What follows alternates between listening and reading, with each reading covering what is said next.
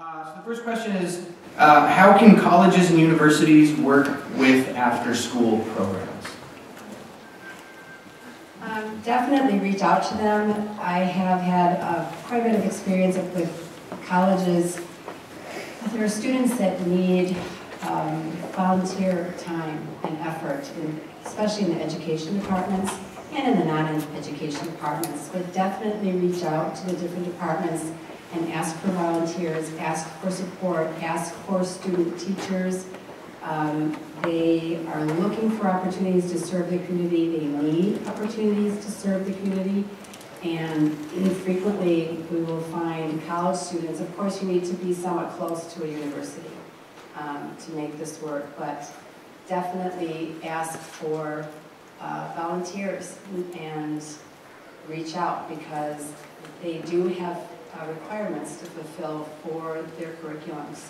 And much of it has to do with working in an educational setting and an after-school environment is sometimes very appropriate and acceptable. So, so today we had Gwen from UND. She had a meeting, and so she was here most of today. And she is actually the outreach for the School of Engineering. And she's newer to the position, and one of the things that she is trying to find are the connections in the schools and the after schools, because she doesn't know necessarily how to find them all. So that's why she wanted to attend today. We have Cheryl Brown, from NDSCS STEM Outreach also. If you look at a lot of the 2-year and 4-year schools, they actually have somebody identified as an outreach coordinator. And the whole idea is connecting with the schools. Now, sometimes it's hard for these colleges to get into the school during the school day because of administrators or the time that's committed to instruction. But in the after-school environment where there's more flexibility, it's easier for those colleges to come in. If you aren't sure what tangible thing to ask for a specific project like First Lego League. Have their electronics department come in or the robotics department come in and actually help with the students and doing that project. So there would be different things, even trying to learn math concepts if there's a math club or some of those groups. So if you can give tangible projects where those students can get their volunteers hours, the schools are the colleges are going to view it as a recruiting event. So be prepared for them to actually accept and then find ways to get it to work.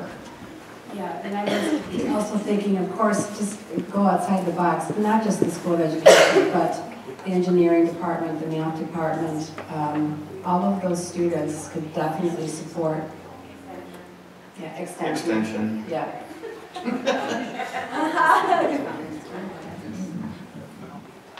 Our kids need time with adults. And we talked about those resiliency factors, and that number 1, 2 being the other adults.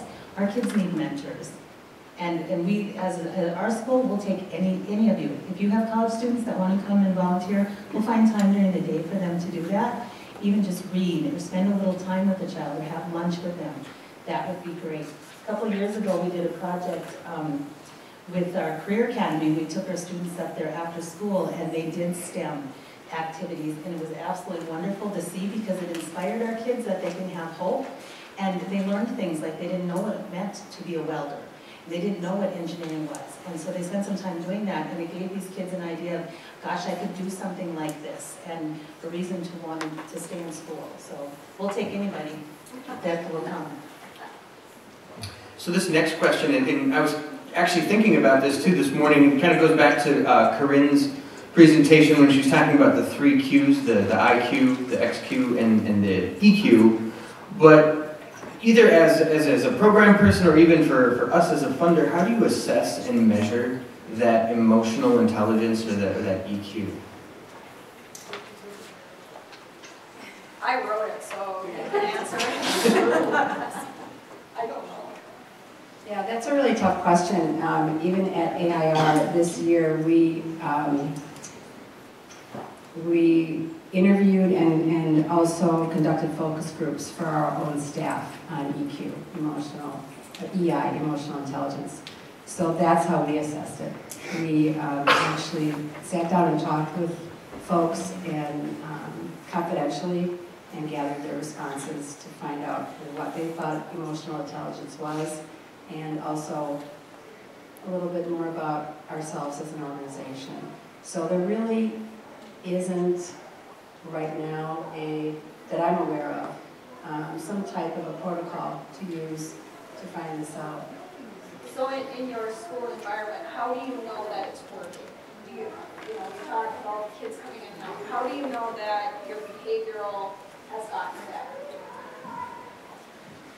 So we know that in a couple of ways. One way is that we track behavior, and we track those office write-ups, and we track the fixed plans, the restitution process that we do. So we can see, we can pull that data in a variety of ways. We can see what time of year we're having the most difficult time. We can see if we're going an upswing or a downswing. So we can track it that way. But we can also track it by the use of those self-regulation tools and how much time kids are spending in the classroom versus having to come out because they're having a big behavior issue. So the more that we can keep kids in the classroom, the better that it is. And the more that that happens, the more that we know that they're self-regulating and that they're, getting along a little better socially. Sure. And just as kind of a follow-up, I think a question that's kind of in line with this, but so when you talk about looking at when the behaviors happen or when kids are experiencing more difficult situations, how do you, this is kind of the next question, but how do you help then staff to learn either to watch for those kinds of triggers, or how do you help teach them to have patience and empathy for those challenging kids? Well, I just wanted to make a point about your last question briefly, is that anecdotal evidence is a big indicator. So when you're trying to figure out if things are getting better, is to watch, ask, and notate. So teachers do it every day in their classroom or weekly, just to see how things are going, especially with reading and writing, but you can do it for behavior as well. So anecdotal evidence, I was just thinking that's a great way to assess improvement and assess how things are going. So would you be able to, or any of you be able to talk to some of those activities before we actually get to, maybe I should ask that question first, but yeah. Empathy. Mm-hmm. Absolutely, yeah. What I've found, I've been in a variety of schools, is that most teachers have empathy. It's pretty rare if they don't. What happens is that we have tough times, we have tough days, we have tough weeks, and the empathy is still there. It's just there's a lot on our plates, and there's a lot going on. It can be very overwhelming. And so it comes down to this whole concept of leadership, and what does a leader mean? Everybody's a leader. It's not one person. Everybody's a leader, and we're a team, and we have to have each other's back. And if I'm having a tough time, please don't call me out. Please be a mentor to me and help me, because we're a team. We're a school family, and we have to be there for each other. I think the other part with this whole childhood trauma is that secondary trauma, that vicarious trauma. It's hard. It is hard work, and we have to make sure that we're taking care of ourselves, because if we're not healthy, we can't be healthy for our families at home and our students. And we need to seek help, and we need to use each other as a support system. You've actually kind of almost just broke into the last question here, and it's something that I think I was thinking about as well.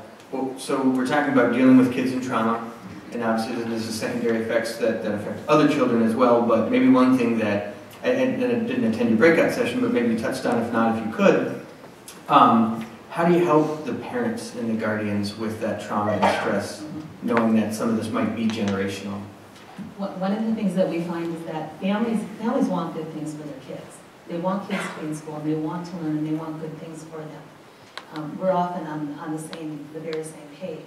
Some of our families, it can be very hard for them to come into the school because maybe school wasn't a great experience for them, or there's some kind of barrier that's preventing them from getting to school. And so we need to come from that understanding and meet the parent where they're at.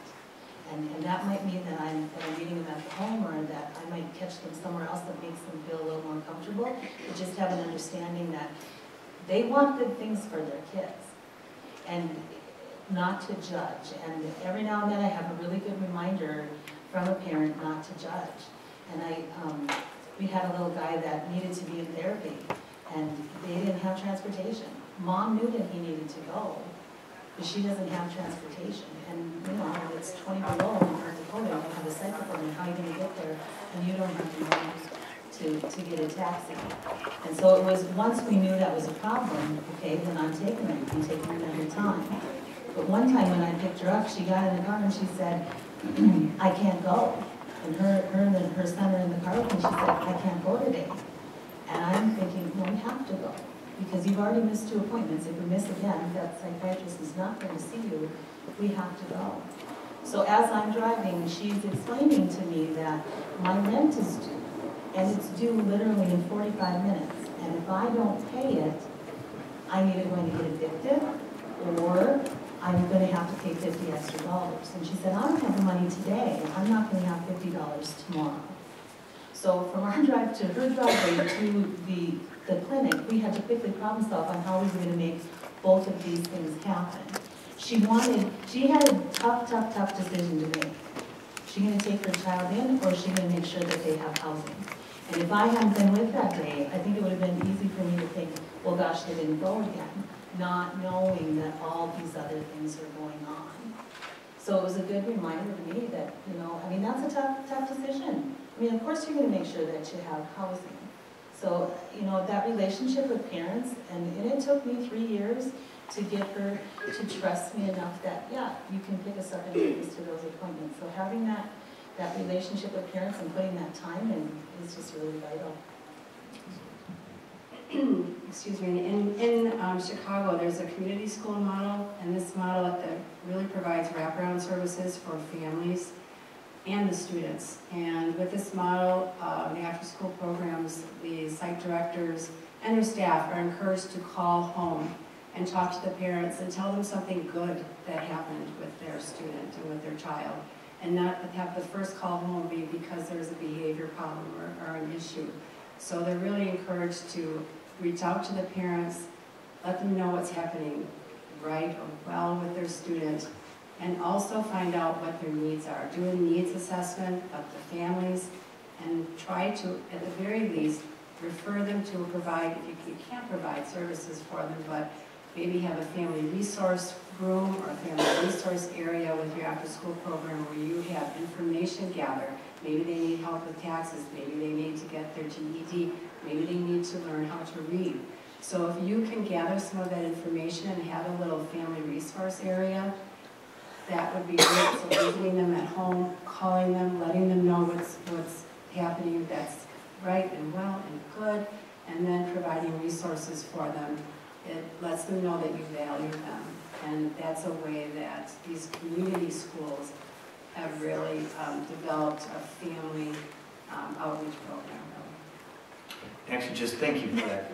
I also just, Becky whispered in my ear that there's actually going to be a webinar coming up through the After School Network on family resources coming in April or May, I believe. So please do stay tuned for that, just on you know, things and resources that would be available. I would also be remiss if I didn't lift up 2 of our local community partners in Cass County, both the Boys and Girls Club and Charism, that do phenomenal jobs of providing neighborhood-based services to kids and families. And I think what you've all touched on is the importance of relationships, not only whether if you're out of school with the parent, but building relationships with nonprofit partners that are helping to provide neighborhood-based services and caring mentors to kids as well. So. Yes, and sometimes you can't get the parents to come in, but you can reach out to them through telephone calls or information, send flyers, send emails, send text blasts, whatever you need to do to get information so they know what's available, because frequently there are resources in the community, but they don't know that they're there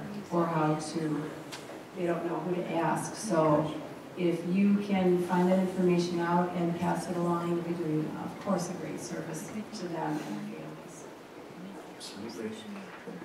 Are there any other questions that maybe have come to your mind while sitting here listening and kind of hearing from our panel? Going once. Twice. Right. Well, I do want to thank you all for coming down and see, it wasn't that bad, right? So, we could give our panelists a quick round.